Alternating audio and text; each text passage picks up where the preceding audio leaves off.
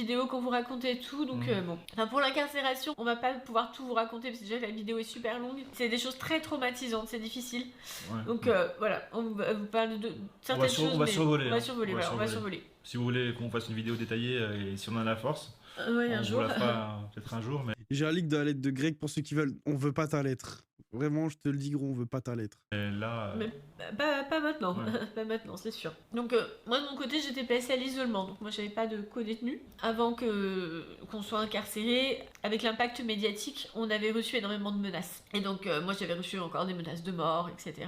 Et donc mon avocate avait transmis ça au centre de détention pour que je sois mise à l'abri en fait. En plus, dans mon état où je pouvais même pas marcher sans ma béquille, tout ça, enfin, j'étais hyper vulnérable. Donc il y avait un vrai risque que je me fasse agresser en fait en prison. Le jour de mon départ en incarcération, c'est le jour où on a reçu mon dossier dans lequel on me reconnaissait handicapée. Donc mon avocat s'est empressé d'envoyer le dossier à la prison. Ah oui, entre-temps on avait changé d'avocate, on avait gardé l'avocate qui nous avait aidés et on avait pris une autre personne en plus d'elle. Voilà. Ouais. Et donc elle s'est empressée d'envoyer mon dossier à la Mais prison. Famacito, t'as pas honte? Et là en fait on m'a dit oui, normalement vous devriez avoir accès à une cellule pour PMR, donc les personnes à mobilité réduite, les personnes handicapées.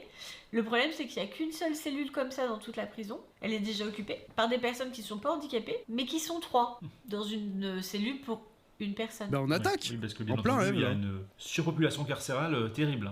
Et oui, oui, c'est-à-dire que les prisons débordent, hein. Il y a 2 à 3 fois plus de personnes qui devraient y en avoir, donc il n'y a pas assez de place pour tout le monde. Mais c'était important que nous on y aille en plus. Bien sûr. Pourquoi il la regarde comme ça? Mais pour ceux qui viennent d'arriver, il la regarde comme ça depuis 1h43 minutes. Hein. Nous, ça y est, on est habitués. Mais ça fait vraiment depuis le début de la vidéo qu'il la regarde comme ça.